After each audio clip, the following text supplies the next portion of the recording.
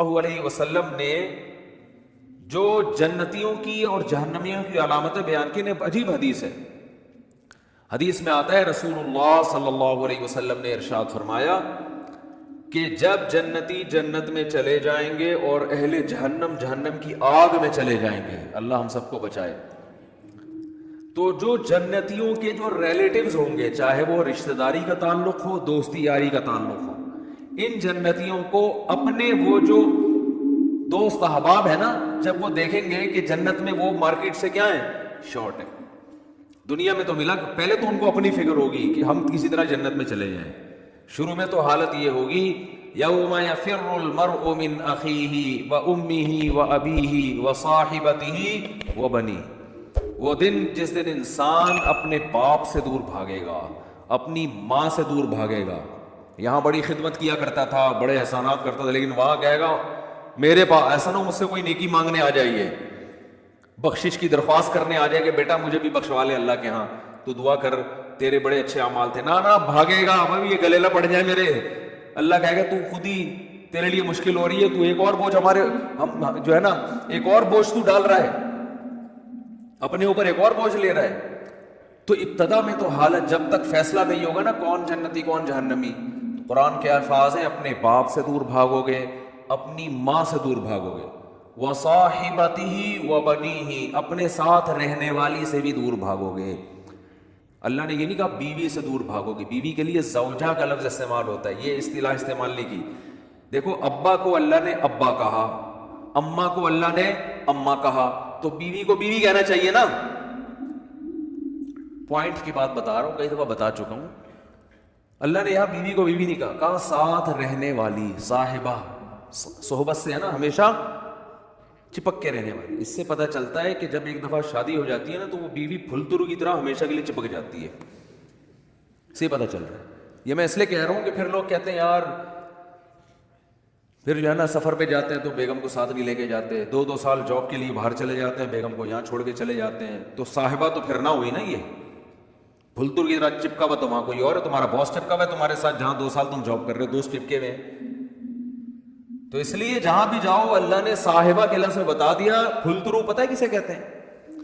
پھلترو ہے وہ دھاگا چپک جاتا ہے نا بعض دفعہ، یہاں پہ سردیوں میں زیادہ چپکتا ہے، اب آپ یوں کرتے ہو تو پھر ہاتھ پہ چپک جاتا ہے، پھر آپ یوں کرتے ہو ادھر آ کے چپک جاتا ہے، پھر یوں کرتے ہو تو یار یہ پھلترو۔ تو یہ بالکل اسی طرح جب آپ کی شادی ہوئی تو بیگم پھلترو کی طرح چپک گئی، اب جہاں جہاں جاؤ گے وہاں وہاں وہ ساتھ۔ تو یہ شادی کرنے سے پہلے سوچ لیا کرو کہ اس کو اللہ نے لقب ہی یہی دیا ہے کہ اس کا وہ رہنے والی ہے ہمیشہ۔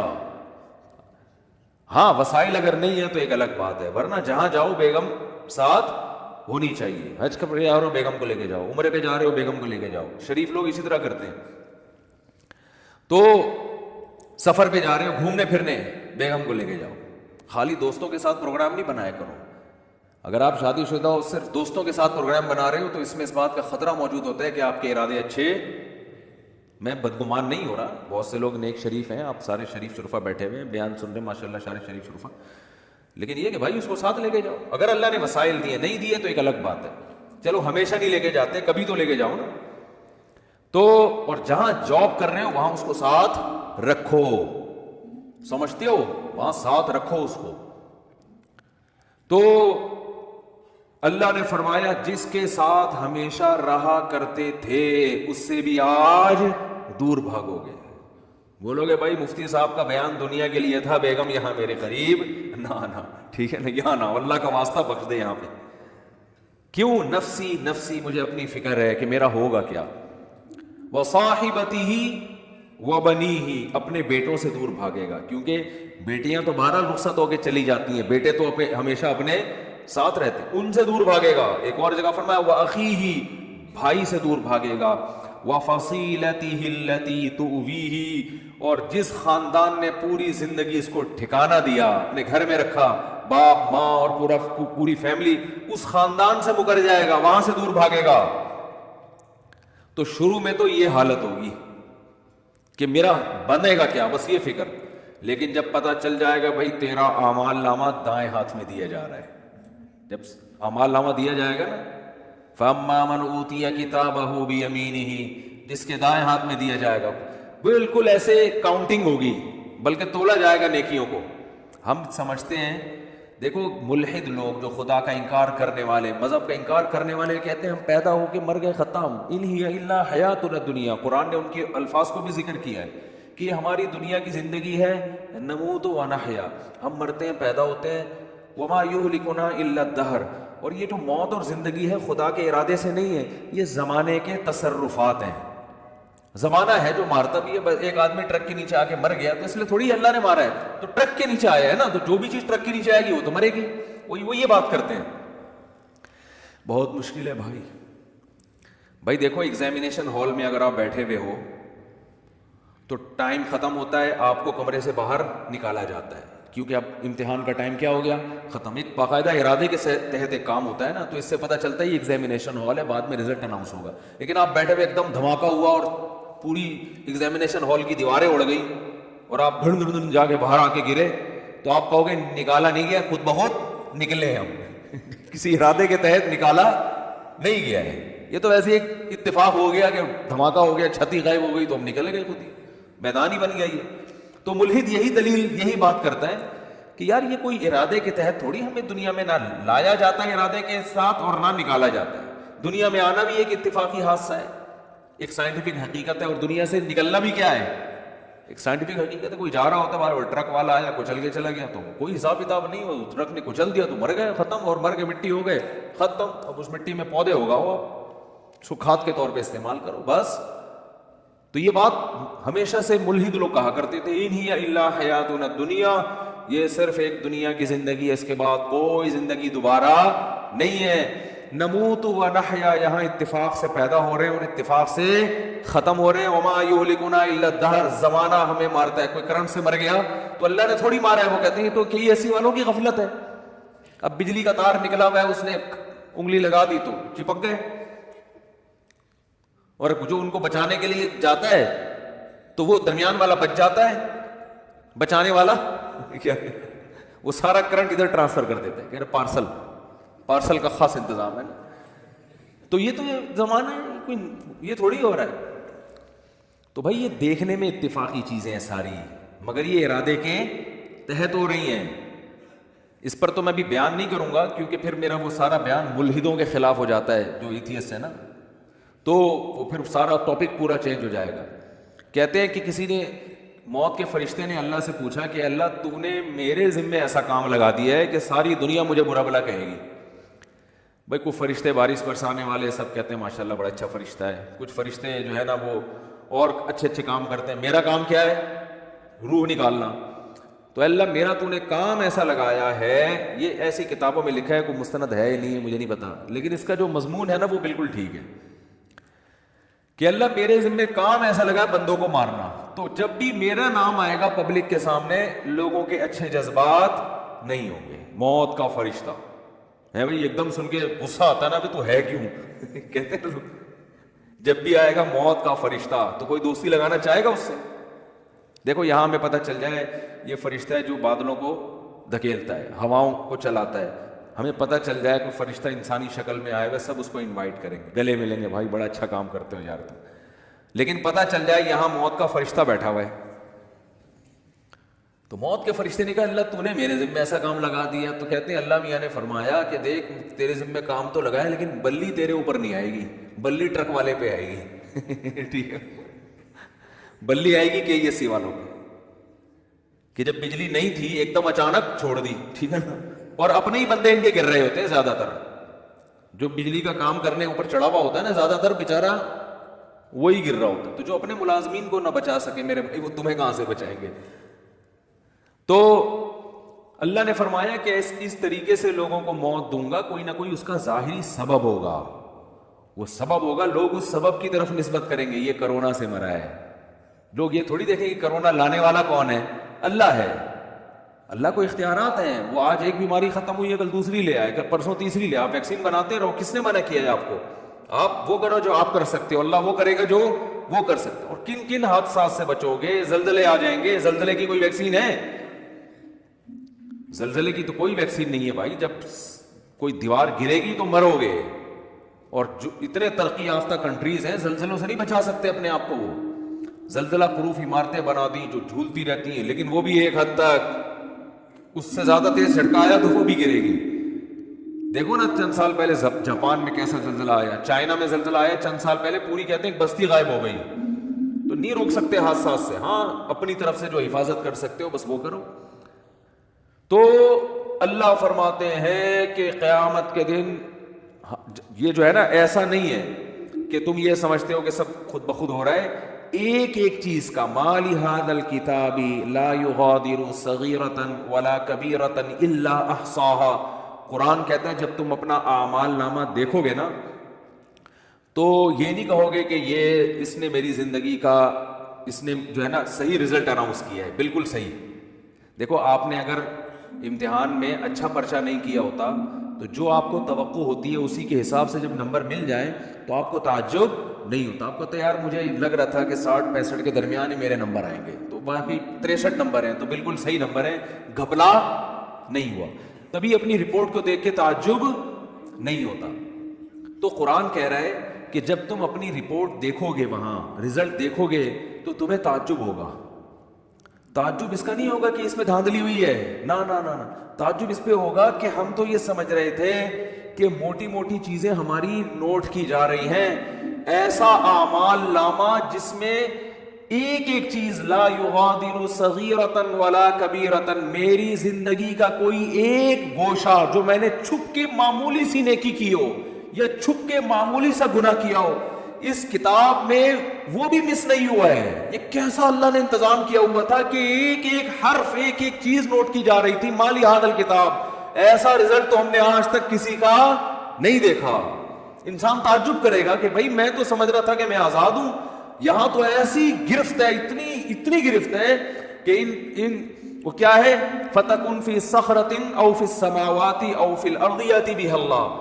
ایک رائی کے دانے کے برابر نیکی یا گناہ اگر کیا ہے نا, اندھیروں میں خفیہ چٹانوں کے اندر بیٹھ کر اللہ اس کو بھی کھینچ کے نکال کے لے آئے گا. ایسا انتظام ہے. دیکھو کافر کہتا ہے بالکل بھی انتظام نہیں ہے, اللہ کہتا ہے ایک ایک چیز نوٹ کی جا رہی ہے. ما یلفظ من قول الا لدیہ رقیب عتید. کیا الفاظ ہے قرآن کے. قرآن کہتا ہے تم جو زبان سے الفاظ پھینکتے ہو نا, لفظ یلفظ کا معنی ہوتا ہے عربی میں پھینکنا. یہ وہ والا پھینکنا نہیں جو ان کو پھینکو کہتے ہیں. یہ جو الفاظ ہم زبان سے نکالتے ہیں تو یہ نکل کے ہوا میں تحلیل ہو رہے ہیں نا. تو قرآن کہہ رہے ہیں جو کچھ زبان سے نکل کے ہوا میں جا رہا ہے یہ غائب نہیں ہو رہا. لدینا رقیب, ایک رقیب. رقیب کسے کہتے ہیں؟ نگرانی کرنے والا. جیسے کوئی خفیہ ایجنسی کا آدمی دیکھ رہا ہو, ٹریس کر رہا ہو بندہ جا کہاں رہا ہے, یا سی آئی ڈی والے چیک کر رہے ہوتے ہیں نا چور کو. بھائی سی آئی ڈی والوں نے کسی بندے کو پکڑنا ہے اور بندہ بڑا پاورفل ہے تو پہلے ریکی ہوتی ہے, یہ بندہ صبح نکلتا کہاں سے جاتا, ایک ایک چیز نوٹ کی جاتی ہے اس کی. تو رقیب اس کو کہتے ہیں. رقیب جو ہر وقت تمہارے مراقبے میں ہے. آپ نے دیکھا ہوگا نا مراقبہ سینٹر کھلے ہوئے ہیں, اس میں بیٹھے ہوتے ہیں مسٹنڈوں کی طرح یوں کر کے نا غور کر رہے ہوتے ہیں, وہ پتہ نہیں کیا کر رہے ہوتے ہیں. تو اسی طرح بیٹھا ہوا ہے فرشتہ. اللہ فرماتے ہیں رقیب عتید کا معنی بڑا ڈھیٹ ہے. کیا ہے وہ ڈھیٹ, چھوڑے گا نہیں, وہ چھوڑے گا نہیں. وہ ایسا ہے کہ بس وہ سرکش ٹائپ کا ہے, وہ نہیں سنتا کسی کی. تو ایک لفظ بھی ایسا نہیں ہے جو تمہاری زبان سے نکلے اور اسے کیچ کرنے کے لیے اللہ نے فرشتہ متعین نہ کیا. وہ بھی ہمارے ساتھ پیدا ہوتے ہی پھلترو کی طرح چپک گیا ہے ہمارے ساتھ, وہ نظر نہیں آ رہا ہمیں. کیونکہ سائنسدان کہتے ہیں نظر نہیں آ رہا تو ہے ہی نہیں. تو بھائی اس کائنات میں آپ کو مادی چیزوں پر ریسرچ کر سکتے ہو, جو مادی کے علاوہ چیزیں وہ سائنس کے دائرے میں آتی نہیں ہیں. اللہ نے فرشتوں کو روشنی سے بنایا ہے, نور سے بنایا ہے. روشنی تھوڑی ٹریس ہو سکتی ہے. اگر روشنی کی ماہیت کو چینج کر دیا جائے, اسے کچھ بنا دیا جائے, پھر تھوڑی پتہ چلے گا انسان کو. تو وہ روشنی نور کے بنے ہوئے فرشتے ہیں. اللہ فرماتے ہیں ایسے ڈھیٹ اور ایسے رقیب ہیں کہ تمہاری زبان سے ایک حرف بھی نہیں نکلتا جس کو وہ محفوظ نہ کر رہے ہوں. وہ سیو ہو رہا ہے سب کچھ. تو قرآن میں کہتا ہے قیامت کے دن انسان کہے گا ما لہذا الکتاب. یہاں تک قرآن نے کہا یعلم خائنۃ الاعین, آنکھوں کی خیانت بھی کیا ہو رہی ہے, نوٹ. خیانت کسے کہتے ہیں؟ یعنی معمولی سی آپ آنکھ گھماتے ہو نا, جو اللہ نے امانت دی ہے آپ کو, اس امانت میں ذرا سی خیانت. گلی سے انٹی کی انٹری ہوئی, انٹی نے جانا ادھر ہے, آپ باتیں کر رہے ہو مفتی صاحب سے, اور مفتی صاحب سنا, ایک دم آپ کو خیال وہ انٹی گزری ہیں, ایک دفعہ تو دیکھنا بنتا ہی ہے. مفتی صاحب کہہ رہے بھائی شادی کرو, اپنی بیگم کو دیکھو, صبح شام دیکھو بیٹھ کے. نہیں جی. تو آپ نے کہا یار ہم کون سا کوئی معاذ اللہ زنا کرتے ہیں, ہم کون سا کوئی برائی کرتے ہیں, ہم تو بس ایک دفعہ دیکھنے میں کیا جا رہا ہے, ایسے باتوں میں گھما گھما کے نا یوں کر کے ایک دفعہ گھما لیا. لوگ کرتے ہیں نا اس طریقے سے, یار اپنا بھی ضمیر مطمئن رہتا ہے اس طرح سے دیکھنے میں نا, اپنے آپ کو بھی لوگ مطمئن کر رہے ہوتے ہیں کہ ہم کو برے تھوڑی, ہم تو وہ اصل میں اچانک ایک شور سا ہوا تھا, ہم نے کہا چلو دیکھ لیں. حالانکہ پتہ ہے ایسے بھی میں نیک لوگوں کو جانتا ہوں, نوجوانوں کو, ینگ ہے بالکل, ان کو پتہ چل جائے نا گلی سے کسی انٹی کی انٹری ہو رہی ہے, اندازہ ہو جائے, بس ان کی گردن جھک جاتی ہے. آپ کسی کا باپ بھی ان کی گردن نہیں اٹھوا سکتے, ان کو ان کی بلا سے. بھائی وہ کہہ رہے ہیں اللہ نے اس کو ہمارے لیے بنایا ہی نہیں ہے, جب بنایا ہی نہیں ہے تو ایک چیز ہمارے لیے ہے ہی نہیں نا, تو جب ہے ہی نہیں تو آپ کیا کرنا ہے, اس کو دیکھ کے حسرت کے علاوہ کچھ بھی حاصل نہیں ہوگا. جو اللہ نے آپ کے لیے بنائی ہے وہ آپ کے گھر میں بیٹھی ہوئی ہے, تو جو نہیں بنائی ہے اس کو دیکھ رہے ہو آپ, تو یہ بد نظری ہے بھی, حماقت بھی ہے, یاد رکھو, اس لیے کہ اس میں دل کے جلنے کے علاوہ کچھ بھی حاصل نہیں ہوتا. اب مثال کے طور پر انٹی اگر بدصورت ہی ہو, آپ نے دیکھ لی, گناہ لازم آ گیا بلا وجہ کا. دیکھ کے ہی آپ بولو گے یار میں سمجھ رہا تھا دیکھنا چاہیے, تو غلط ہو. گناہ اللہ نے بولو لکھ لیا کہ جب تجھے پتا تھا انٹی ہے, تیرے دیکھنے کی چیز نہیں ہے, تیرے دیکھنے کی جو تیرے گھر میں بیٹھی ہوئی ہے, بس اسی کو دیکھ جا کے, تو نظر کیوں نہیں جھکائی تم نے, گناہ لکھ لیا گیا. اور اگر دیکھ کے آپ کو اچھی لگی تو یہ تھوڑی کہ جو چیز آپ کو اچھی لگ رہی ہے آپ اس کے پیچھے پیچھے چلے جاؤ گھر تک, ملے گی تھوڑی, ایسے تھوڑی ملتی ہے کس لوگوں کو انٹیاں, تو ملتی نہیں ہے, کچھ بھی نہیں ہوتا, سوائے دل میں کیا پیدا ہوگی, ایک جلن, اور اپنی والی سے کے بارے میں ناشکری پیدا ہو جائے گی کہ یار یہ والی مل جاتی, وہ جو بیٹھی ہوئی ہے نا پھلترو کی طرح, جس کو مفتی صاحب نے کہا چپک گئی, باقی پھلترو کی طرح ہی چپکی ہوئی ہے, اس کو کسی طرح دائیں بائیں ہو جائے, وہ مر جائے اللہ کرے. اس طرح ہوتا ہے نا. ایک صاحب میرے پاس آئے, مجھے کہنے لگے, ابھی چند دن پہلے کی بات ہے, ناراض نہیں ہوں گے اس لیے کہ آپ کو کیا پتا کہ ان کی بات کر رہا ہوں, کہہ رہے وہ میرے ابا نے, میری والدہ کا انتقال ہو گیا تو انہوں نے دوسری شادی کی پھر, تو کہہ رہے ہم کو بھی خیال آیا کہ ہم نے بھی دوسری کی. تو ابا نے کہا بے میری تو مر گئی تھی تو میں نے کی, تو کیوں کر رہے, تو کہتے میں نے کہا ابا میرا تو قصور نہیں ہے نا, وہ مری نہیں رہی. مجھے اس طرح سنا رہا, ابا وہ اب میرا تو قصور نہیں ہے.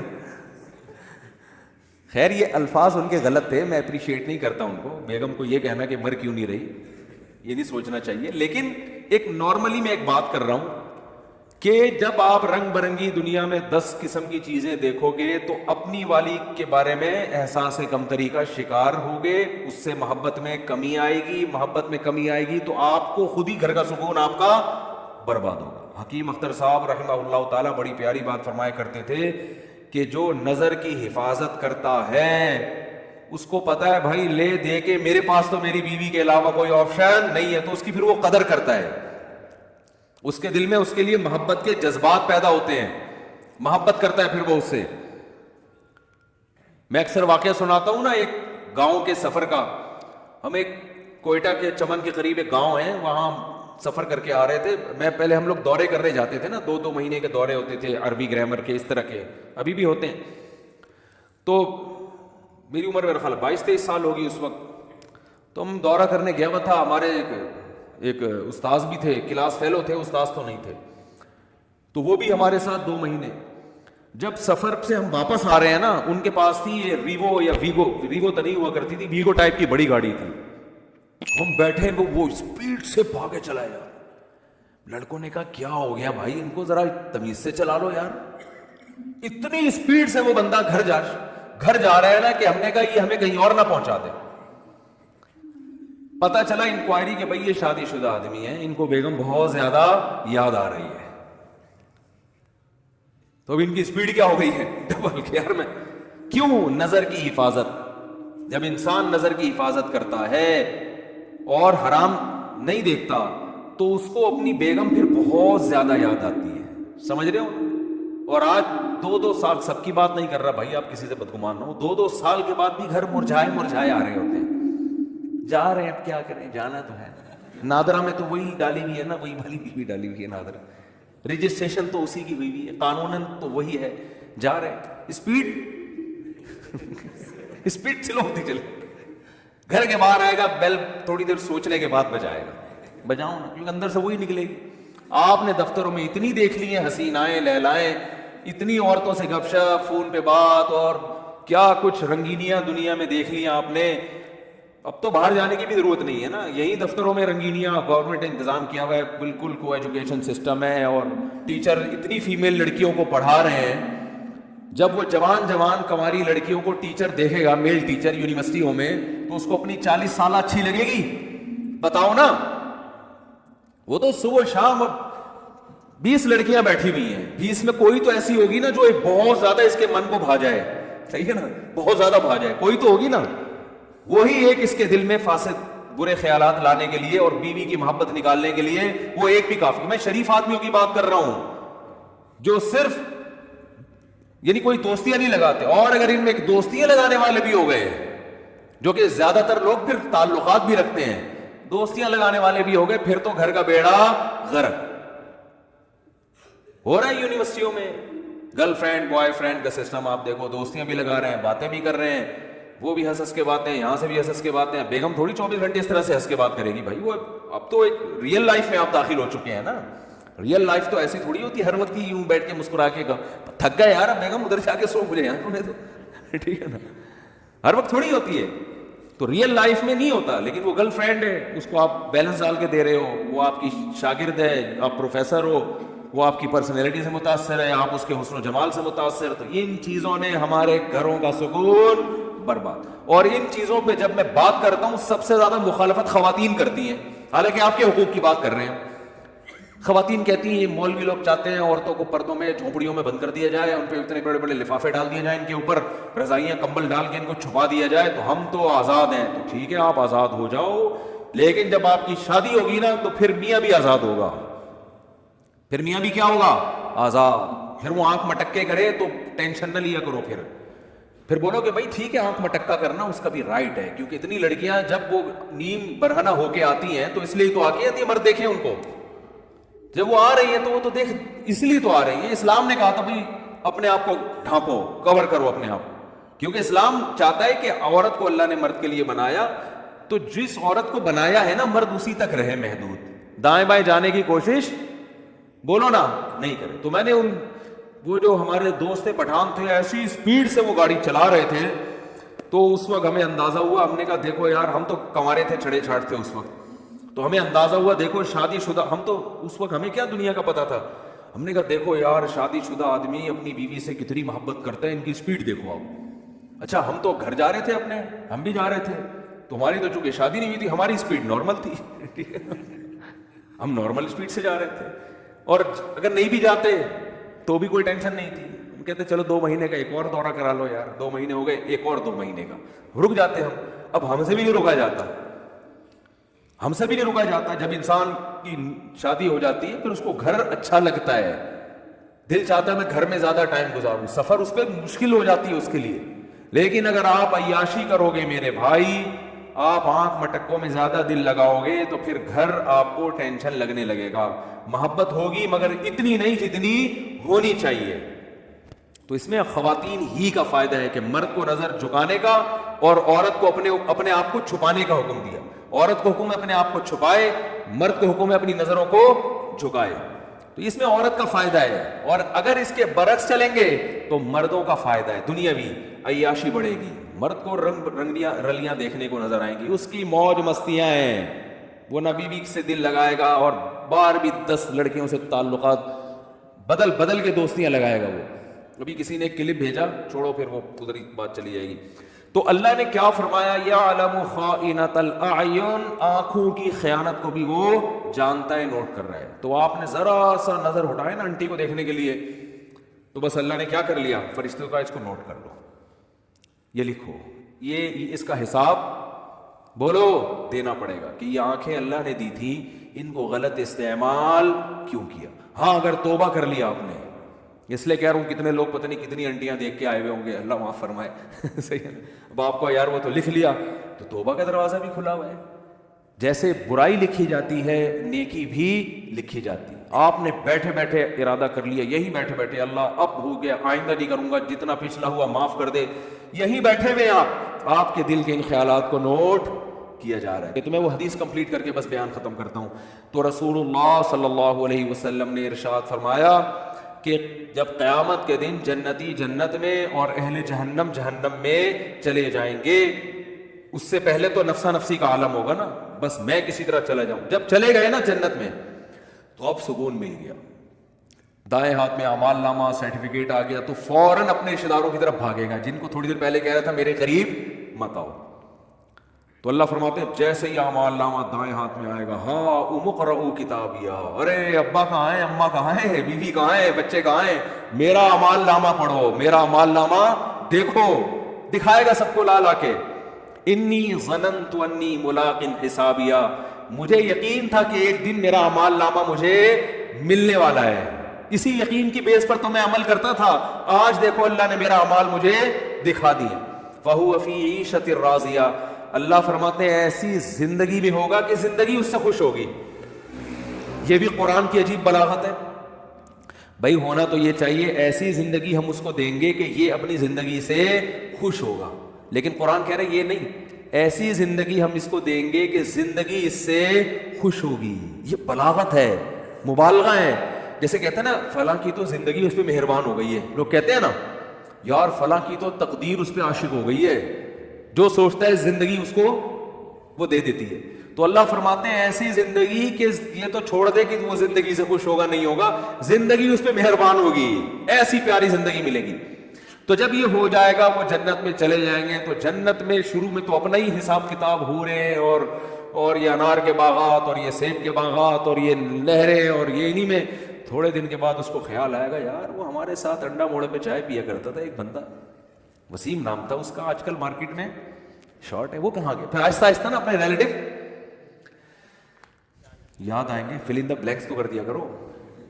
وہاں جا کے بھی جنت میں بول رہے ہوں گے کیا بول رہا تھا ہم نے آگے ٹھیک ہے. تو وہاں پھر آہستہ آہستہ بندہ بولے گا سب سے پہلے بیگم کہاں ہے بھائی. اگر مرد جنت میں گیا بیگم جہنم میں تو وہاں گئے یار ہو سکتا ہے بولے یار چلو ٹھیک ہے نا، یہ بھی ممکن ہے وہ کھمبا بجانے والا نہ ہو جائے نا، یہ کیفیت نہ ہو. تو وہاں جائے گا بولے گا بھائی بیگم کہاں ہے، بچے کہاں ہیں، باپ کہاں ہے، بھائی کہاں ہیں، رشتہ دار کہاں ہیں، فلاں آدمی کہاں ہے، فلاں کہاں ہے. تو آہستہ آہستہ جتنا قریبی رشتہ ہوگا نا، جس سے جتنا تعلق ہوگا وہ یاد آنا شروع ہوگا اور وہ ادھر سزا کھا رہے ہوں گے جہنم. تو نبی صلی اللہ علیہ وسلم نے فرمایا یہ جنتی اللہ سے اپنے رشتہ داروں کے اور ریلیٹیوز کے بارے میں لڑیں گے. ظاہر ہے اللہ سے تو لڑنا بھی حرام ہے اور اللہ سے لڑنا کسی کے بس میں نہیں ہے. یہ بلاغت ہے. کیا مطلب اتنی اللہ سے دعا مانگیں گے، اتنا پیچھے پڑیں گے جیسے کوئی لڑ رہا ہوتا ہے. جیسے قرآن میں آتا ہے یجادلونا فی قوم لوط، ابراہیم علیہ السلام کو جب پتہ چلا کہ لوط علیہ السلام کی قوم تباہ ہونے والی ہے، فرشتے جا رہے ہیں، تو اللہ کہتے ہیں ابراہیم ہم سے جھگڑا کرنے لگے کہ بھئی قوم لوط کو ہلاک مت کرو، کیونکہ ابراہیم نرم دل تھے تو جھگڑا کرنے لگے. اللہ سے جھگڑنا تو کفر ہے نا. تو یہ قرآن کی بلاغت ہوتی ہے، یعنی ایسی دعائیں مانگنے لگے جیسے ہم سے لڑ رہے ہوں. جیسے کوئی فقیر چپک جائے نا آپ کے ساتھ، او بھائی 5 روپے دے دے، 5 روپے دے دے، آپ کہیں لڑ کیوں رہا ہے یار، کہتے ہیں نا لڑ کیوں رہا ہے. اور جان چھڑانے کے لیے بعض دفعہ اس کو پیسے دے دیے جاتے ہیں، پتہ ہے مستحق نہیں ہے لیکن یار چپک ہی گیا، پھلترو کی طرح چپک. پھلترو لفظ یاد رکھ، صحیح ہے نا ٹھیک ہے. تو اللہ نے یہ قرآن کے الفاظ ہیں نا، ایسے الفاظ قرآن بلاغت ہے. یہ تو حدیث میں آتا ہے کہ اللہ سے جھگڑا کرنا شروع کر دیں گے، یعنی اتنا زیادہ مانگیں گے گویا کہ جھگڑ. یاد آئیں گے یار ہمارا دوست تھا وہ جہنم میں آگ میں، تو اللہ تعالیٰ ان کے لیے، ہاں وہ جو اصل میں حدیث سنا رہا تھا نا، تو اتنی لمبی تمہید ہو گئی، وہ کہیں گے اللہ سے جا کے اے اللہ بہت سے ایسے ہمارے دوست احباب رشتہ دار تھے یصلون معنا ویصومون معنا، جو ہمارے ساتھ نمازیں پڑھا کرتے تھے، رمضان کے روزے رکھا کرتے تھے، مگر آج وہ ہمیں جنت میں نظر نہیں آ رہے. اس سے کیا پتہ چلتا ہے وہ بھی یہ بتائیں گے کہ وہ مسلم تھے، کیونکہ یہ کافر کے بارے میں تھوڑی خیال آئے گا ان کو. ہائے ہائے کیسے سمجھائیں یار. یہ کافروں کے بہت کافر کا تو پتہ ہے کہ دنیا میں اللہ نے مغفرت پہ پابندی لگائی ہوئی ہے، تو آخرت میں کہاں سے ہوگی؟ کافر کا تو دیکھ رہے ہیں اللہ ابراہیم علیہ السلام اپنے باپ کو نہیں بخشوا سکیں گے، تو ہم کون سا ابراہیم علیہ السلام سے آگے نکل گئے کیا؟ تو یہ اپنے مسلم ریلیٹیوز کے بارے میں، تو ان کا اسلام ثابت کرنے کے لیے اللہ کے سامنے حوالہ کیا دیں گے؟ اے اللہ وہ نماز بھی پابندی سے پڑھا رکھ کرتے تھے، رمضان کے روزے بھی رکھتے تھے، مسلم ہیں، لیکن آج ہمیں نظر نہیں آ رہے، گناہ اور گناہ تھے، زنا تھے، چوری تھی، کچھ بھی تھا. اس سے اندازہ لگاؤ وہاں بھی ان کو اپنے ریلیٹیوز کا مسلمان ہونا ثابت کرنے کے لیے شناختی کارڈ نہیں دکھائیں گے وہ کہ اللہ یہ دیکھو نادرس میں لکھا ہوا تھا انہوں نے اسلام. وہاں بھی اللہ ثبوت مانگے گا، اسلام کا ثبوت کیا تمہارے پاس؟ تو ثبوت پیش کریں گے، اللہ تو جانتا ہے، تو اعمال نامہ نکال کے دیکھ لے، نمازوں میں ہمارے ساتھ کھڑے ہوتے تھے، رمضان کے روزوں میں ہمارے ساتھ ہوتے تھے، روزے نہیں چھوڑتے تھے رمضان کے، اور نہ نماز چھوڑتے تھے، کیونکہ اسلام کا رکن ہے نا یہ. تو پھر اللہ حدیث میں آتا ہے حد بندی کرے گا. اچھا تو ایسا کرو جیسے حد بندی ہوتی ہے نا، گورنمنٹ جیسے بعض موقعوں پہ جیل کے قیدیوں کو چھوڑتی ہے، تو انتہائی سنگین نوعیت کے مجرموں کو رکھا جاتا ہے، اس سے کم درجے کے مجرموں کو چھوڑ دیا جاتا ہے، اور کچھ کو تخفیف کر دی جاتی ہے کہ بھئی ٹھیک ہے سزا تو تھی 14 سال، لیکن سفارش کی وجہ سے وہ کیا کی جا رہی ہے؟ 7 سال کی جا رہی ہے.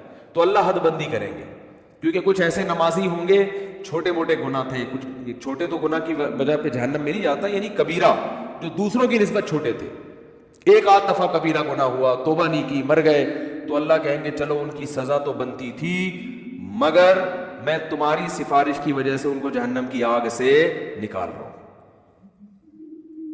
تو حدیث میں آتا ہے وہ نکال لیں گے، جنتی آرام سے بیٹھ جائیں گے، بھائی چلو نکل گئے، بھائی وسیم بھائی بھی آ گئے. وسیم بھائی بھی جنت میں بھی ہوں گے، ایسا نہیں ہے کہ وسیم کو آپ بولیں گے. تو میں جن وسیم کی بات کر رہا ہوں ان میں سے کوئی بھی میرا بیان اس وقت نہیں سن رہا. تو جنتی نکالنے کے بعد پھر کہیں گے، پھر تھوڑا عرصہ گزر جائے گا، پھر خیال آئے گا بھائی وہ تو اپنا دوست تھا یار، اس کو بھی تو نکالنا ہے بھائی. پھر حدیث میں آتا ہے نبی صلی اللہ علیہ وسلم فرماتے ہیں اللہ سے آ کے سفارش کریں گے. پھر حدیث کے ظاہری الفاظ یہی ہیں، اللہ سے کیا کہیں گے؟ ہمارے ساتھ نماز پڑھا کرتے تھے اور ہمارے ساتھ روزہ رکھا کرتے تھے. تو بے نمازی کا تو تذکرہ آ ہی نہیں رہا کہ جنت میں جائے گا. سمجھ میں آ رہی ہے بات؟ بے نمازی کا تو کہیں تذکرہ ہی نہیں آ رہا کہ بھئی اپنا اسلام تو ثابت کرو. تو حدیث میں آتا ہے کہ پھر اللہ تعالیٰ اور پھر حد بندی کریں گے، اور پھر کہیں گے چلو بھائی بے نمازی کا بھی آئے گا، بالکل اینڈ میں آئے گا وہ. یعنی یہ بھی یاد رکھیں گے اپنے نمازیوں کو کہ اللہ وہ تو مسلمان تھے، ہم ان کی گواہی دیتے ہیں اسلام کی. بالآخر یہ نکالتے نکالتے ختم. پھر نبی صلی اللہ علیہ وسلم نے فرمایا کہ نبی صلی اللہ علیہ وسلم سفارش کریں گے، کیونکہ آپ کے تو ریلیٹیو محدود ہیں نا، کسی کے 10 ہیں، کسی کے 15 ہیں، سب نکل گئے بھائی. اس سے کہیں اس میں نہ آئے کہ چلو ہمارے فلاں نے ہم کو نکال دیں گے، لیکن جائیں گے بھی تو سزا بھی تو کھائیں گے بھائی. وہ تھوڑے دن کی تھوڑی ہے، وہ تو تھوڑی سزا بھی بہت ہے. تو سفارش تو ہوگی، شفاعت بھی ہوگی، یقینا برحق اہل سنت والجماعت کا عقیدہ ہے کہ شفاعت ہوگی. جہنم میں جس کو جتنی سزا اس کی بنتی ہوگی نا، کافر کے علاوہ کسی کو بھی پوری سزا ملے گی. جیسے دنیا کا قانون ہوتا ہے نا، اتنے سال قید با مشقت، وہ ریٹرن میں کچھ اور ہوتا ہے، پریکٹیکلی کچھ اور ہوتا ہے. تو ریٹرن میں تو اللہ کے ہاں لکھا ہوا ہے کہ زانی اتنے سال جہنم میں جلے گا، قاتل اتنے سال جہنم میں جلے گا، فلاں اتنے سال، لیکن یہ ریٹرن میں اصل سزا وہی ہے. لیکن پریکٹیکلی کیا ہوگا کہ سفارشوں کی بیس پہ سزائیں کم ہوتی چلی جائیں گی. بھئی اس کے اتنے سال تھے اتنے کم ہو گئے، اتنے سال تھے اتنے کم ہو گئے. تو نبی صلی اللہ علیہ وسلم نے فرمایا، یہ بھی حدیث میں کمپلیٹ کر دیتا ہوں، اگرچہ یہ موضوع کا حصہ جتنا تھا وہ میں نے بیان کر دیا، لیکن بڑی دلچسپ حدیث ہے. آپ صلی اللہ علیہ وسلم نے فرمایا پھر نبی کا رشتہ امتیوں سے کس کا ہے؟ امتی ہونے کا. آپ صلی اللہ علیہ وسلم پھر اپنی امت کو نکالیں گے. وہ بھی اللہ حد بندی کرے گا کہ اتنے اس لیول کے لوگوں کو جن کے گناہ اس نوعیت کے تھے ان کو آپ کی سفارش سے نکالا جائے گا. یہاں تک کہ آپ صلی اللہ علیہ وسلم نے فرمایا کہ میں بھی سفارش ختم کر دوں گا جتنے لوگوں کو نکالنا تھا. تو اللہ کہے گا کہ کوئی ہے مزید سفارش کرنے والا؟ آواز آئے گی بھئی اب کوئی بھی نہیں ہے. اللہ کیا کیا پیارے الفاظ ہیں یار حدیث کے. اللہ فرمائیں گے هل يبقى الا الرحمن، جو رحمان ہے سب سے زیادہ رحم کرنے والا وہ تو ابھی باقی ہے. یعنی تمہیں اگر ترس آ رہا ہے، کوئی تمہارا ماموں ہے، کوئی تمہارا چاچا ہے، کوئی تمہارا باپ ہے، تم ان رشتوں کی بیس پر، اور نبی ترس کھا رہے ہیں کہ میری امت ہے، تو اللہ فرمائیں گے میں تو رحمان ہوں اور یہ میری مخلوق ہے. میں تو رحمان ہوں نا, تو رحمان کیسے چھوڑ دے گا؟ وہ نہیں کہ وہ اپنی مرضی سے نہیں نکالے گا. تو نبی صلی اللہ علیہ وسلم نے فرمایا کہ اللہ تعالیٰ اعلان کریں گے کہ جس نے آدم سے لے کے آخری انسان جو قیامت تک آئے گا نا, کوئی بھی ایسا انسان جس نے کبھی کوئی نیکی نہ کی ہو, کچھ بھی اس کے اعمال میں خیر, صرف میری توحید پر ایمان رکھتا تھا, وہ صرف میری مانتا تھا میرا کوئی خدا ہے اور کیا ہے اکیلا, بس اتنا اقرار کیا ہو زبان سے, صرف دل میں مانتا تو فرعون بھی تھا, فرعون بھی مانتا تھا کہ ایک خدا ہے, زبان سے اقرار کیا ہو پوری زندگی میں ایک دفعہ. من کان فی قلبہ مثقال حبۃ من خردل من ایمان, ایمان کا ایک معمولی سا رائے کی دانے کے برابر ذرہ بھی ہو اور اس ذرے کی وجہ سے کبھی زندگی میں خیر نہ کی ہو, ساری زندگی اس کی بدعمالیوں سے بھری ہوئی ہے لیکن ایک نیکی ہے, تو اس کو بھی نکال کے لے آؤ. تو حدیث میں آتا ہے اتنے خلقت نکلے گی نا, بڑے بڑے دنیا میں بدماش پیدا ہوئے ہیں بھائی, ساری زندگی قتل و غارت میں گزری, ساری زندگی برائیوں میں گزری. ہاں, اور یہ بھی آتا ہے حدیث میں کہ یہ اللہ اس وقت کریں گے یہ کام, ایک تو اللہ کہیں گے حل یبقی الا الرحمن, کہ رحمان باقی ہے. دوسرا اس وقت یہ جو کافر ہے نا وہ اہل ایمان کو تانا دے گا کہ یار ہم بھی برے تھے تم بھی برے, صحیح ہے نا, ہم غیر مسلم تھے اور تم اپنے آپ کو کیا کہتے تھے, تم ایک خدا کے کو مانتے تھے, تو تمہارے ایمان نے تمہیں کوئی فائدہ نہیں پہنچایا. ہمیں تم دنیا میں کہتے تھے اسلام قبول کرو, ایمان لے کر آؤ, تو بھائی انجام تو تمہارا بھی وہی ہے جو ہمارا ہے. تو قرآن کی حدیث میں آتا ہے اللہ تعالیٰ اس وقت جس کے دل میں بھی رائی کے دانے کے برابر بھی ایمان ہوگا نا, اللہ کہے گا میں اپنے ماننے والوں کو نہ ماننے والوں کے ساتھ نہیں رکھ سکتا. غیرت کا مسئلہ ہے. تبھی لوگ کہتے ہیں نا غیر مسلم اتنے نیک اچھے اچھے اعمال کر رہے ہوتے ہیں, وہ جہنم میں کیوں جائیں گے؟ اور بھائی غیرت کا مسئلہ ہوتا ہے, آپ کی فرض کرو 2 بیویاں ہیں, ایک بہت خدمت گزار ہے لیکن وہ کہتی ہے کہ بھائی میں آپ کی بیوی بھی ہوں, اور وہ جو فلاں جو ہے نا سبکتگین, ایسا نام نہ لو کہ وسیم ستار کو غصہ آ جائے نا, بہت مشکل سا نام کوئی بتاؤ, سبکتگین بھی نام ہوتا ہے نا کیونکہ غیرت والا مثال ہے. سبکتگین نہیں بھائی, کچھ بھی بتا لو یار ہیں, ابے کوئی ایسا مشکل سا نام بتاؤ دنیا میں کسی کا ہوتا ہی نہیں ہے. ABCD صحیح ہے نا. وہ آپ کی 2 بیویاں تھیں, ایک اکڑ والی, مانگتی نہیں ہے بات کو, چائے کا بولو نہیں پکا کے لائے گی, آپ بولو بھائی کھانا پکاؤ نہیں پکائے گی, ہر وقت بس زبانی بد کلامی. لیکن جب اس سے پوچھا آپ کے میاں کون ہے, بھائی یہ میرے میاں ہے بس, ٹھیک ہے میں نہیں مانتی, ان کی ایک نہیں مانتی, لیکن ہے یہ میرے میاں, مجھے ماننا چاہیے ان کی, مجھے ان کا احترام کرنا چاہیے, لیکن مجھ سے ہوتا نہیں ہے, اوپر سے فالٹ چلا رہا ہے, ہمارے خاندانی مسئلہ ہے, یہ آپس کی بات ہے ہماری, لیکن ہے بھائی میرا میاں, اس کے علاوہ میں کسی اور سے محبت نہیں کر سکتا. میاں والی جو محبت ہے وہ اسی سے ہوگی. دوسری بڑی فرما بردار ہے, او بھائی جب چائے کا بولا بٹن دباؤ چائے آ رہی ہے, اور ہوسٹس والے اخلاق رکھے ہوئے, اس نے ٹریننگ وہاں سے لی ہوئی ہے, اس کی والدہ نہیں سکھائے اس کو یہ آداب تمیز. لیکن وہ آفس میں بھی آپ کے کسی دوست سے بھی اس کے سلام دعا بہت اچھی ہنس ہنس کے بات کرتی ہے. آپ جب کہتے ہیں بیگم مجھے بڑی غیرت آتی ہے, تو کہتے کیا ہو گیا, براڈ مائنڈیڈ بنو, اگر تم سے میں محبت کر سکتی ہوں تو میرا پرانا بوائے فرینڈ ہے وہ, مجھے اس سے بھی وہی عشق ہے جو تم سے, بلکہ اسے تھوڑا زیادہ ہے, اتفاق سے شادی تم سے ہو گئی میری, چاہتی تو میں تھی وہاں ہو, لیکن اب ہو گئی ہے, مجبوری میں گزارا کر رہی ہوں, نادرا میں سرٹیفکیٹ بن گیا, پھر دوبارہ سے 4-5 ہزار روپے کا خرچہ آئے گا, وہی رہنے دو, کاغذ میں رہنے دو, لیکن ویسے مجھے محبت اس سے ہے. رکھو گے غیرت اگر ہوگی تو بولا کہ بھائی وہ جو ہے نا جو ایک ذرا بھی خدمت نہیں کرتی, کم از کم مجھے اطمینان ہے کہ صرف کس کو مانتی ہے, شوہر مجھے مانتی ہے, اور تو یہ اتنی وفادار ہے نا, تو وفادار تو میں گھر میں کوئی ماسی لا کے رکھ لوں گا, بٹن دباؤ اس سے زیادہ کام کرے گی, ماسیاں زیادہ کام کر لیتی ہیں نا. کیا ہو گیا بھائی, ماسی کو تو پوچھا لگانے کا بولو پوچھا لگائے گی, بیگم کو بولو پوچھا لگانے, تو کہے گی میں کیا پوچھا لگانے کے لیے آئی ہوئی یہاں پہ, اس لیے مجھ سے شادی کی تھی پوچھے لگوانے کے لیے, وہ تانا دے گی آ کر, ماسی تھوڑی تانا دے گی.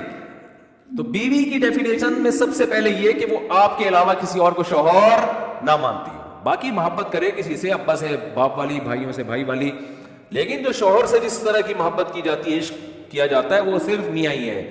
تو جیسے میرے بھائی مرد اس معاملے میں شرکت برداشت نہیں کرتا اگر غیرت ہوگی, تو اللہ بھی کہتا ہے بھائی تم کتنے بڑے سائنسدان ہو, تم کتنے بڑے فنٹر ہو, تم نے ساری انسانیت کی خدمت کر کر کے ان کے پیٹ بھرے, اگر میرے ساتھ کسی اور کو بھی خدا مانتے ہو تو ان نیکیوں کا بدلہ پھر اسی سے جا کے لو. میں تو آج جو میرے اپنے تھے ان کو اپنے غیروں سے ممتاز اور جدا کروں گا، چاہے غیر کتنے بظاہر اچھے ہوں اور میرے اپنے کتنے نالائق کیوں نہ ہوں۔ اس لیے ایمان اور توحید سے بڑی کوئی نعمت نہیں ہے۔ مسلمان کتنا ہی گناہ گار ہو، اس کائنات کو جو چلانے والا، بنانے والا، جنت جہنم پیدا کرنے والا، اس کو مانتا ہے کہ اللہ ہوں میں تیرا، بے شک نالائق ہوں، بے شک نافرمان ہوں۔ تبھی یاد رکھو اپنے ایمان پہ سمجھوتا نہ کرو۔ جو لوگ یورپ جاتے ہیں، امریکہ جاتے ہیں، میں ان سے خاص طور پہ کہتا ہوں یار تم اگر یاشی میں لگ بھی رہے ہو، خدا کے بندو اپنے آپ کو مسلم تو کہا کرو کم از کم، برائی کو برائی تو سمجھو، اللہ توبہ کی توفیق دے دے، میں غلط کر رہا ہوں یہ اعتراف تو کرو اللہ کے سامنے۔ جیسے ایک نالائق باپ، نالائق اولاد اپنے باپ کے سامنے اعتراف تو کرتی ہے یار ہم ابا کے حقوق ادا نہیں کر سکے۔ کتنے لوگ ہیں والدین جب دنیا سے جاتے ہیں اولاد رو رہی ہوتی ہے یار ابا کی ہم خدمت نہیں کر سکے، یار اب کوئی تلافی ہو سکتی ہے۔ تو نالائق اولاد تھی نا، لیکن ابا کو ابا تو مانا نا اس نے۔ تو یاد رکھو جو اللہ کو اللہ ہی نہیں مانتا، یہ اللہ کے ساتھ شریک کرتا ہے، اس کے سارے اعمال قرآن کہتے ہیں رات کے ڈھیر ہیں، جیسے پھونک لگاؤ سارے اعمال اڑ گئے، پورا پہاڑ اڑ جائے گا نا، پھونک دیکھنے میں بہت ہے، اللہ فرماتے ہیں ایسا ہی ہوگا۔ تو نبی صلی اللہ علیہ وسلم نے فرمایا سب سے جو رائی کے دانے کے برابر بھی توحید کا قائل تھا نا، اس کو بھی اللہ نکال لے گا۔ تو اس لیے جہنم میں صرف وہی رہے گا جو مشرک ہے، جو کفر پہ مرا، جو قرآن کا، اللہ کے رسولوں کا انکار کرتا ہے۔ اس کے علاوہ جو بھی ایمان کی حالت میں جائے گا بالآخر ایک نہ ایک دن وہ نکلے گا۔ تو اس لیے میرے بھائی جو میں اصل حدیث سنا رہا تھا کہ جہاں بھی ایمان اور اسلام کی بات آئی ہے قرآن و سنت میں، وہاں نماز لازمی ساتھ میں چپکی ہوئی ہے۔ تو اس لیے آپ کو نماز تو پڑھنی ہی پڑھنی ہے، اس میں تو نو کا آپشن ہے ہی نہیں۔ یہ ثابت کرنے کے لیے ہم کیا ہیں؟ مسلم ہیں، مرد کو بھی عورت کو بھی۔ اور یہ صرف بر صغیر میں ہے، اتنی ملیشیا میں ہم نے دیکھا وہاں مسجدیں بھری ہوتی ہیں، سب نماز پڑھتے ہیں، خواتین بھی پڑھتی ہیں ساری، اسکارف لٹکے ہوئے ہوتے ہیں وہاں، بے شک اس کا جاب کر رہی ہے ہوٹل میں، کچھ بھی کر رہی ہے، نماز کے ٹائم پہ عورت بھی آئے گی مسجد میں اسکارف پہنے گی، پھر وہیں اسکارف نکال کے بھی چلی جاتی ہیں، ٹھیک ہے نا، جیسے ہمارے ٹوپیاں رکھی ہوئی ہوتی ہیں نا ایسے۔ افغانستان میں سب نماز پڑھتے ہیں، سعودی عرب میں سب نماز پڑھتے ہیں، دبئی میں عرب کے کیسے کیسے عیاش ہیں، نماز کے ٹائم پہ سارے ایسے لگے گا جیسے ان سے بڑا نیک دنیا میں کوئی ہے ہی نہیں۔ بادشاہ نماز پڑھتے ہیں، وزیر نماز پڑھتے ہیں۔ ہمارے ہاں ایک بہت بڑی لعنت ہے کہ ہوگا مسلمان اور اپنے آپ کو مسلمان بھی کہتا ہے، نماز کے وقت میں غائب۔ تو اس لیے امام احمد ابن حنبل جو بہت بڑے مجتہد ہیں، ان کا یہ فتویٰ ہے کہ ایک نماز بھی جو جان بوجھ کر چھوڑ دے گا اسلام سے خارج ہو جائے گا۔ اگرچہ جمہور کا یہ فتویٰ ہے کہ خارج نہیں ہوتا، کفر کے قریب ہو جاتا ہے وہ، لیکن امام احمد بن حنبل کی کوئی کم حیثیت تو نہیں۔ سعودی عرب میں انہی کو فالو کیا جاتا ہے، شیخ بن باز، شیخ صالح العثیمین سعودیہ کے مفتی اعظم رہے ہیں، ان کا فتویٰ اب تک چلو یہی آ رہا ہے کہ ایک آدمی اگر فجر کی نماز کے لیے الارم نہیں لگاتا، اس نے صبح 8 بجے آفس جانا ہے، رات کو سویا صبح 8 بجے کا الارم لگا کے، تو یعنی اس نے پکا ارادہ کیا ہوا ہے کہ میں نے فجر میں نہیں اٹھ رہا۔ ایک تو ہوتا ہے نا آنکھ کھلی نہیں، ارادہ تو تھا نہیں کھلی آنکھ، پکا ارادہ کیا ہوا ہے، انہوں نے کہا یہ اسی وقت مرتد ہو جائے گا، کیونکہ اس نے پکا ارادہ کر لیا ہے نماز کے قضا کرنے کا، پکا ارادہ۔ وہ یہاں تک ان کا فتویٰ ہے کہ مرتد ہو جائے گا، اس کو اگر توبہ نہیں کرتا اور توبہ کا اعلان نہیں کرتا باقاعدہ، تو اس کو مسلمانوں کے قبرستان میں دفن کرنا بھی جائز بولو نہیں ہے، اس کا نکاح بھی ٹوٹ گیا۔ اگرچہ جمہور اس کو نہیں مانتے، لیکن امام احمد بن حنبل کی بھی تو ایک بڑی ویلیو ہے نا، اور عبداللہ بن مسعود کی بھی کم ویلیو نہیں ہے۔ وہ فرماتے ہیں ہم نبی کے دور میں کسی بھی جرم کو یہ نہیں سمجھتے تھے کہ انسان کافر ہو جاتا ہے، نماز کو ہم یہ سمجھتے تھے کہ کوئی چھوڑ دے تو اسلام سے خارج ہو جاتا ہے۔ تو اس لیے عرب میں شراب پینے والا بھی نماز پڑھتا ہے، کیونکہ مسلمان میں بہرحال کچھ بھی ہو اسلام کا نام اپنے آپ سے ہٹانا پسند نہیں کرتا۔ اور آج ہم نے دیکھا ہے مسجدوں کے ساتھ گھر ہے، نماز کے لیے نہیں آ رہے، اور سفر میں تو نمازیوں کو دیکھا ہے نمازیں چھوڑتے ہوئے، ذرا آج کل پیپر ہے تو جی چھوڑ دو نماز۔ بھائی پیپر میں نماز چھوڑنا کہاں سے جائز ہو گیا؟ جاب میں باس کی طرف سے اجازت نہیں ہے، اجازت نہیں ہے آپ چھپ کے نماز پڑھیں، آپ کہیں کرسیوں کے پیچھے چھپ جائیں، کہیں بھی کریں۔ میں تو یہاں تک میں نے لوگوں کو مشورہ دیا، بعض جو غیر مسلم کنٹریز میں لوگ وہ کر رہے ہیں نا، جاب کر رہے ہیں باس کی طرف سے بعض جگہوں میں، ورنہ وہاں پرمیشن ہوتی ہے، اجازت نہیں ہے، تو میں ان سے کہتا ہوں بھائی کہیں بھی چھپ کے چلے جاؤ، کچھ بھی کرو، اگر نہیں پرمیشن ملتی چھپ کے بھی نہیں پڑھ سکتے تو جاب چھوڑ دو، بس جاب کیا کرو چھوڑ دو، جاب نہیں، پھر جاب جائز نہیں آپ کے لیے، فرض نماز تو پڑھنی پڑے گی، آپ جاب ہی نہیں کر سکتے آپ, کہیں بھی جاؤ کہتے کہاں جا کے, میں بھائی واش روم میں پڑھ لو, واش روم میں پڑھ لو. واش روم کا مطلب یہ نہیں کہ وہ فلش کے اوپر, وہ تو جگہ کا پاک ہونا ضروری ہے نا. انتہائی آخری درجہ یہ ہے کوئی مصلی رکھو اپنے ساتھ تاکہ جگہ پاک ہو. یہ ایسا نہیں کہ واش روم میں نماز پڑھنا شروع کر دیں, حرام ہے, ناجائز ہے واش روم میں نماز پڑھنا. لیکن اگر کوئی صورت نہیں بنتی, کچھ بھی نہیں ہے, جائے نماز لے جاؤ بھائی چھپ کے, جہاں نہاتے ہیں نا جس جگہ پہ, اس جگہ مصلی بچھا کے نماز پڑھ لو. ٹرینوں میں نماز نہیں چھوڑ سکتے آپ. میں تو کوئی زیادہ نیک آدمی نہیں ہوں, لیکن ایک دو واقعات میں لوگوں کو صرف موٹیویٹ کرنے کے لیے. ایک دفعہ ہم بھاولپور سے چڑھے ٹرین میں. جب میں ٹرین میں چڑھا ہوں بھاولپور سے تو فجر کی نماز کا ٹائم ہو رہا تھا, اور رش اتنا تھا, حاجیوں کی اس وقت فلائٹیں بہت جا رہی تھی, کراچی سے ہی جاتی تھیں, ملتان کا ایئرپورٹ نہیں بنا تھا اس وقت. تو اتنا رش تھا کہ جیسے ہی ہم ٹرین میں چڑھے ہیں تو اب پتہ چل گیا کہ بس ایسے بالکل سیدھے, جگہ ہی نہیں, رش اتنا زیادہ. اب فجر کی نماز وضو میں نے پہلے کر لیا تھا احتیاطاً, تو اب وہاں میں نے کہا بھائی نماز پڑھنی ہے. لوگوں نے کہا یہاں جگہ نظر آ رہی ہے. صوفی صاحب لوگ پھر تانے دینا شروع کر, بھائی صوفی تو نظر نہیں آ رہا ہے, یہاں پہ نماز پڑھے گا, پاگل ہو رہا ہے. اچھا سفر میں لوگوں نے کہا بھائی سفر میں معاف ہے, بعد میں توبہ کر لینا, قضا پڑھ لینا. یہ بڑے اچھے الفاظ ہوتے ہیں لوگوں کے نا, یعنی ان کی نظر میں کہ توبہ کر لینا. بھائی توبہ تو کہاں سے, اگر ایسا ہی ہوتا تو اللہ کہتے ہیں نماز پڑھ لو, نہیں پڑھتے تو توبہ کر لینا. پڑھنی ہے, قضا نہیں کرنی ہے.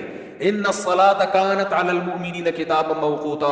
اگر نماز چھوڑنے کی میرے بھائی کہیں گنجائش ہوتی تو میدان جنگ میں لڑتے ہوئے جب گولوں کی گھن گرج اور تلواروں کی چمک ہو, اس میں اللہ اجازت دے دے گا قضا کر لو. وہاں اجازت نہیں دی ہے. اللہ نے فرمایا نہیں کوئی صورت بنتی, سواری پہ بیٹھو, گھوڑے کا جہاں رخ ہے اسی طرف رخ کر کے نماز پڑھو. وہاں اجازت نہیں دی.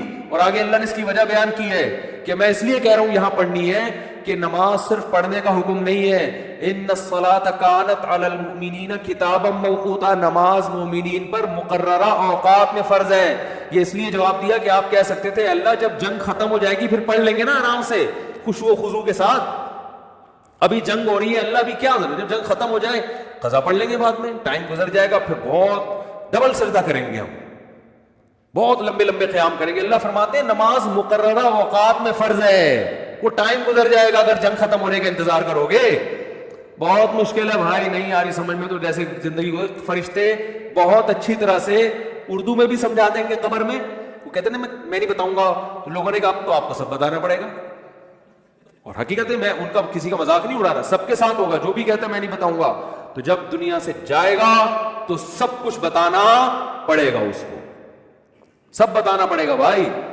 تو میدان جنگ میں اللہ کہہ رہا ہے کہ نماز مومنین پر مقررہ اوقات میں فرض ہے. تو میں ٹرین میں کھڑا ہوا تھا, میں نے کہا, انہوں نے کہا بھائی یہاں تو جگہ نہیں ہے.